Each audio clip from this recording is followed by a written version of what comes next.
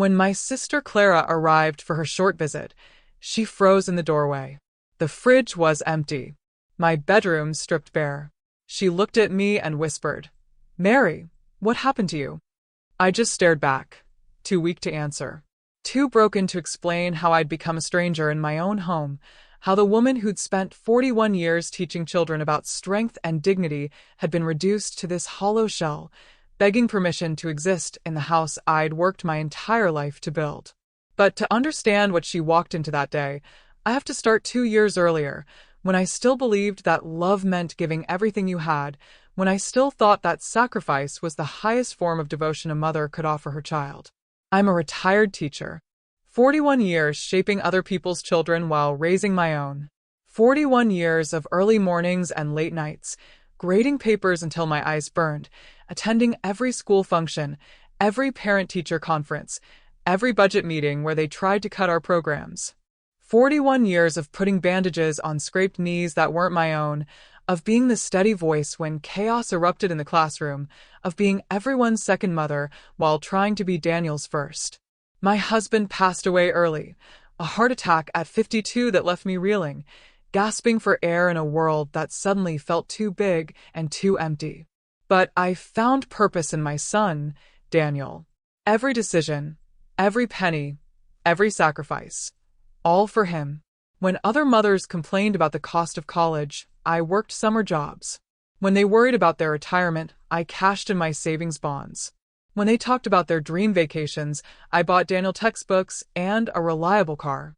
That's what love looked like to me then, the complete erasure of self for the sake of another. I thought I was building character.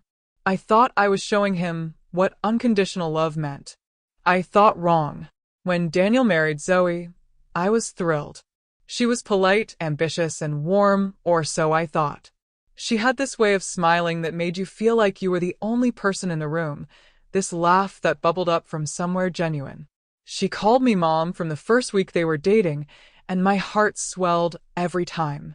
Here was this beautiful, intelligent woman who loved my son, who wanted to be part of our little family. I thought I was gaining a daughter. Within months, she began suggesting that I should relax and let them handle things. It started small. She'd offer to pick up my groceries when I mentioned needing milk.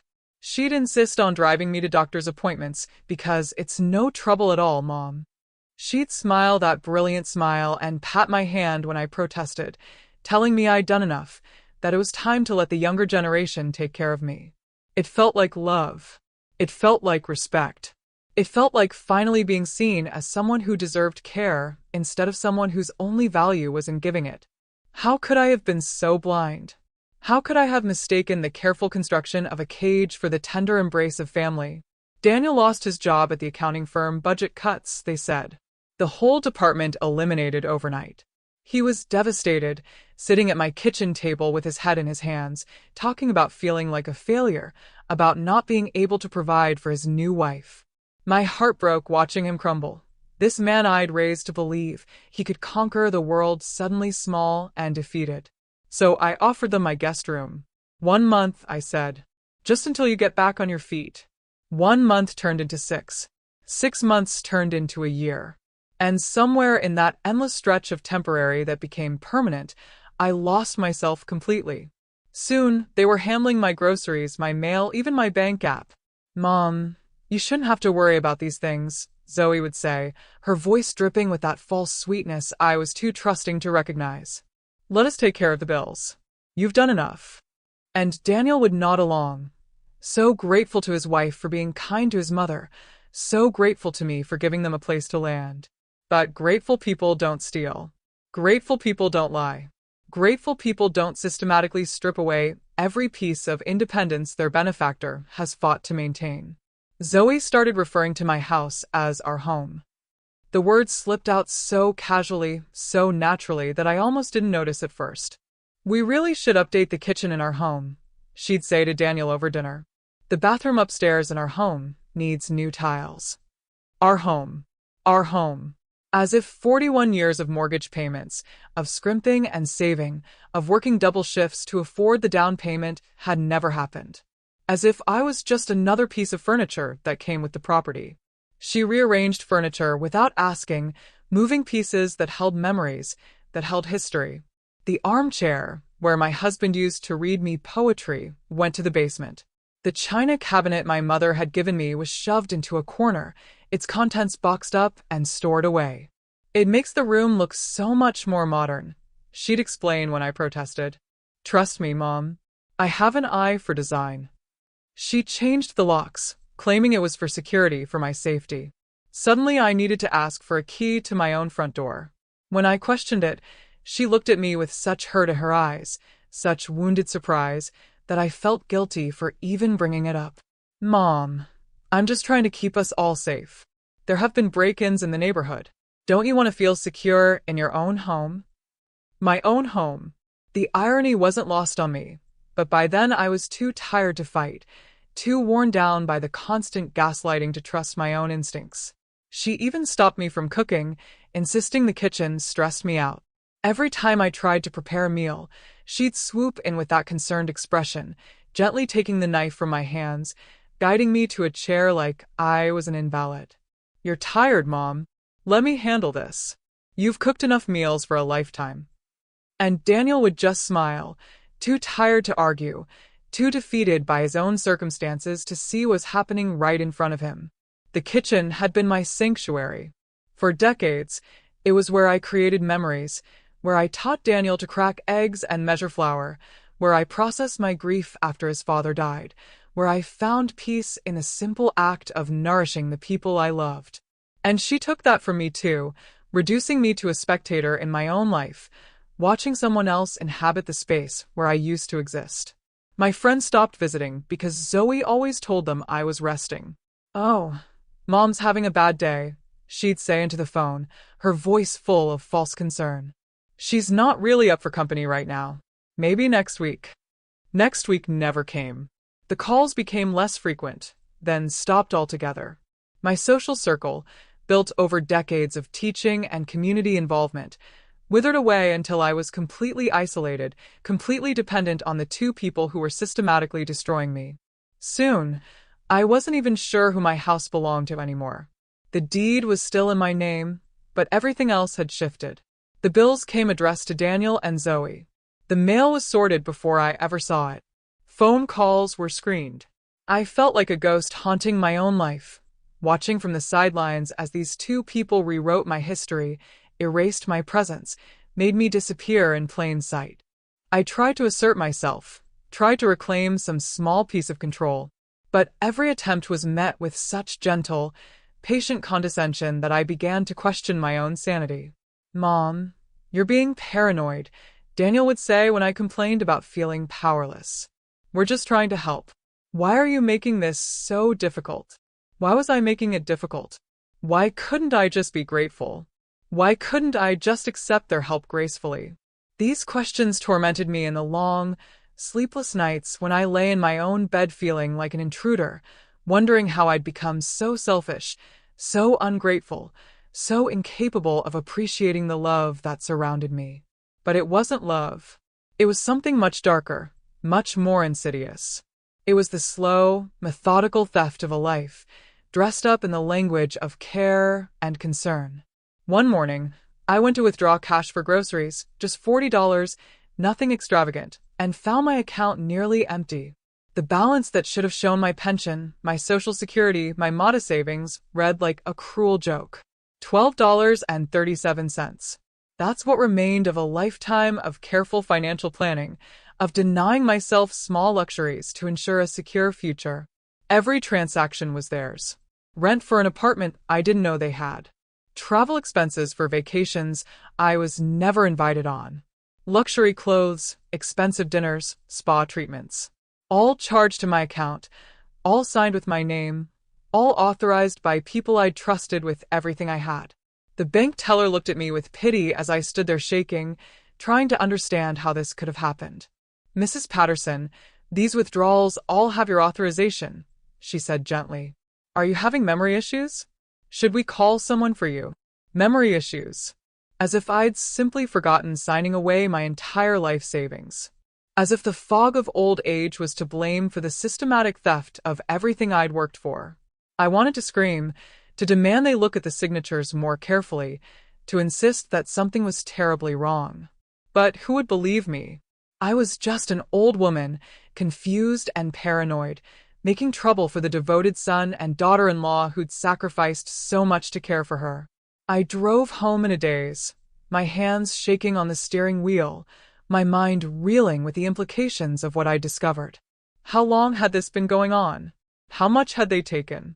How had I been so blind, so trusting, so completely naive? When I confronted them, they had explanations for everything. The rent was for storage space for my belongings. The travel expenses were for a family emergency Zoe had handled while I was sick.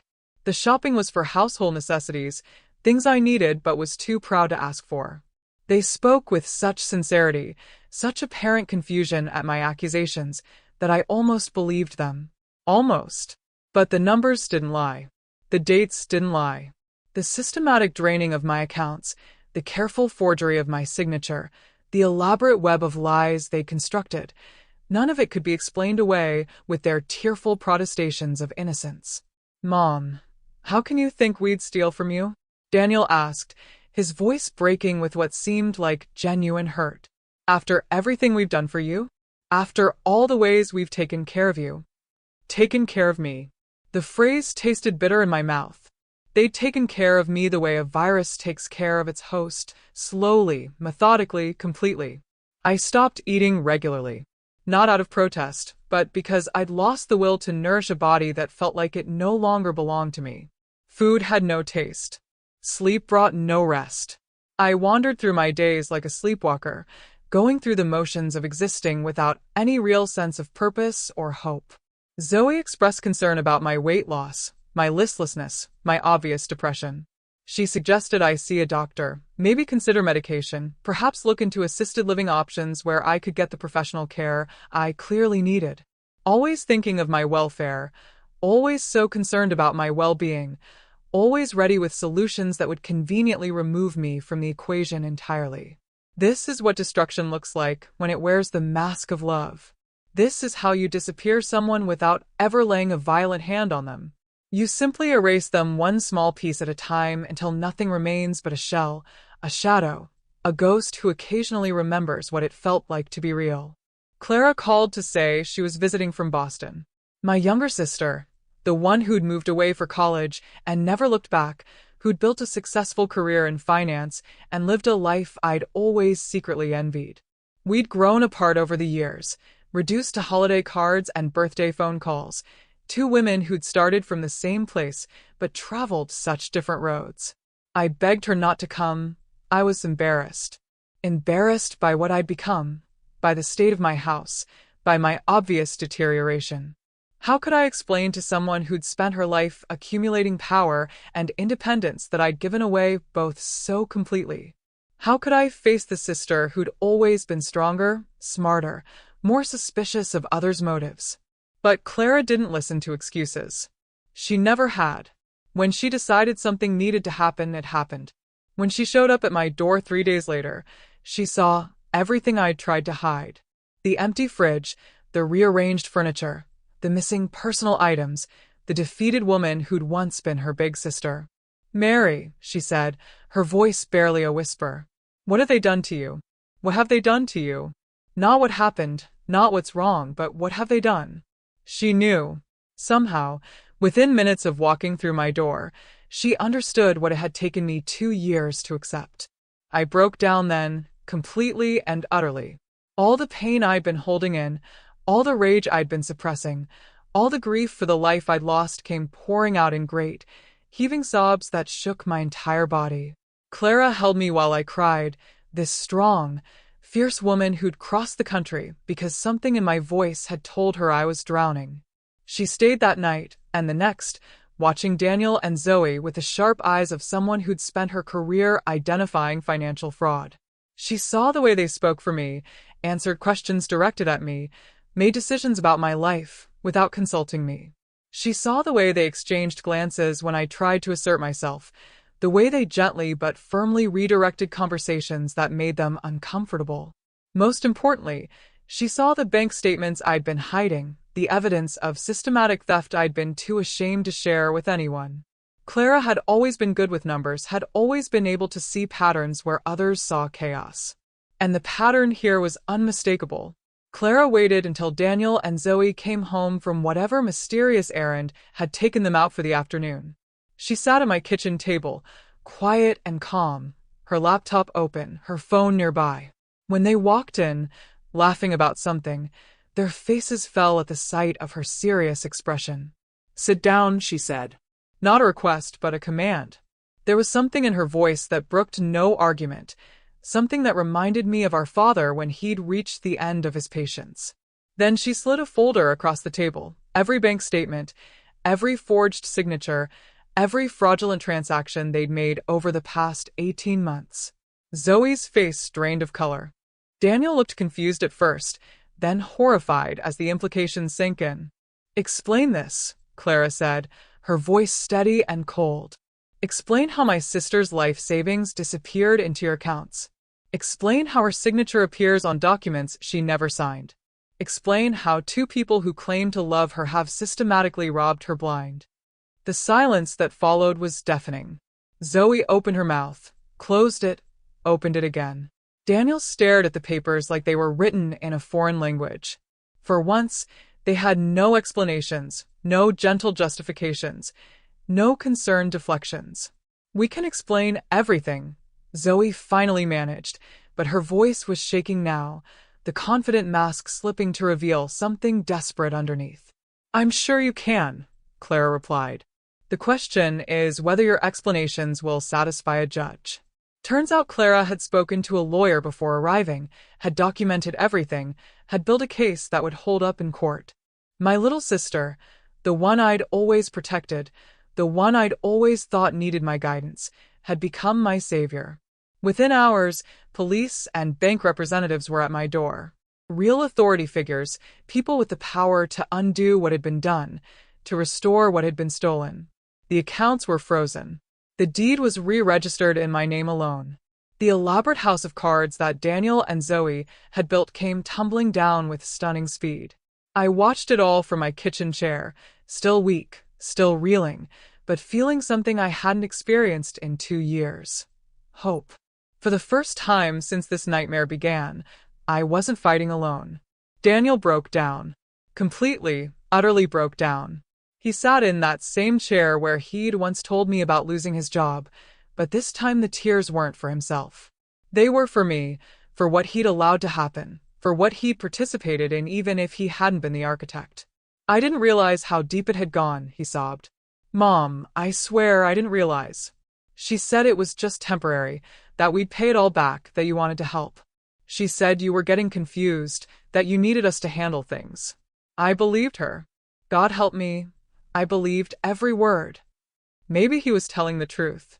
Maybe he'd been manipulated too, caught up in Zoe's web just like I had been. Maybe his weakness wasn't malicious, just human. But the damage was the same regardless of intent. The violation was complete regardless of whether it came from evil or from cowardice. Zoe packed her things silently, her earlier bravado completely gone. She moved through my house like a thief in reverse, putting back what belonged to me, taking only what was hers. For once, I didn't try to smooth things over, didn't try to make it easier for everyone else. For once, I let the consequences fall where they belonged. As she loaded her suitcases into their car, she turned back to look at me one last time. There might have been regret in her eyes, or it might have been anger at being caught. I couldn't tell, and I found I didn't care. She taught me that not every emotion deserves interpretation, not every relationship deserves salvation, not every person who claims to love you actually does. Clara stayed for 2 weeks. We repainted the walls, choosing colors I actually liked instead of the sterile beiges Zoe had insisted were more sophisticated. We cooked real meals in my kitchen, messy, fragrant dinners that filled the house with smells I'd forgotten I missed. We laughed again, tentatively at first, then with growing confidence as I remembered what joy felt like. For the first time in years, my house sounded like home. Not the careful, controlled quiet that had settled over everything like dust, but the comfortable noise of people who belonged there, who had earned the right to take up space, who didn't need permission to exist. Clara helped me change all the locks again, but this time I kept all the keys. She helped me set up new bank accounts with security measures that would prevent anyone from accessing my money without my explicit, witness consent. She helped me reconnect with old friends, explaining that I'd been going through a difficult time, but was ready to rejoin the world. Most importantly, she helped me remember who I was before I became someone else's victim. The teacher who'd commanded respect from students and parents alike. The mother who'd raised a son with love, but also with boundaries. The woman who'd survived widowhood and poverty and 41 years in public education because she was stronger than she'd ever given herself credit for being. But even as I healed, even as I reclaimed my life, the anger remained. Not the hot, impotent rage of the trapped, but the cold, clear fury of someone who finally understands how thoroughly she was betrayed. That anger lives in me now like a second heartbeat, a constant reminder of how easily love can be weaponized, how completely trust can be exploited. I used to think giving meant love. I used to believe that sacrifice was the highest form of devotion, that emptying yourself for another person was the purest expression of care. I measured my worth by how much I could give, how much I could endure, how completely I could disappear for the sake of someone else's comfort. Now I know that love needs boundaries too. Real love respects autonomy. Real love builds up rather than tears down. Real love doesn't require the destruction of one person for the elevation of another. If you let people take everything, they'll eventually take you. Not just your money or your possessions, but your sense of self, your dignity, your right to exist as a complete person rather than a resource to be consumed. Some people will smile while they do it, will tell you it's for your own good, will convince you that your diminishment is actually a form of care. But theft is theft, even when it's dressed up as love. Abuse is abuse, even when it comes with flowers and concern. Destruction is destruction, even when it happens slowly, quietly, with gentle words and patient sighs. I learned this lesson at 73 years old, when I should have been enjoying the fruits of a lifetime of hard work and sacrifice. I learned it the hard way, by losing almost everything I'd spent decades building. But I did learn it, and that knowledge has become my armor, my protection against anyone who might try to exploit my capacity for love again. I still love my son. I probably always will. But I love him now with boundaries, with conditions, with the understanding that love without respect is just another form of exploitation. He's working to earn back my trust, but that work belongs to him, not to me. I've done enough work for other people's emotional comfort. The house is mine again, legally and spiritually. My money is mine, protected by safeguards that Clara helped me establish. My life is mine, smaller perhaps than it once was, but genuine in a way it hadn't been for years. And when people ask me what happened, when they wonder how someone like me could have been taken advantage of so completely, I tell them the truth. It happened because I was taught to believe that good women give everything away, that love means self-sacrifice, that my value lay only in what I could provide for others. But I'm done giving everything away.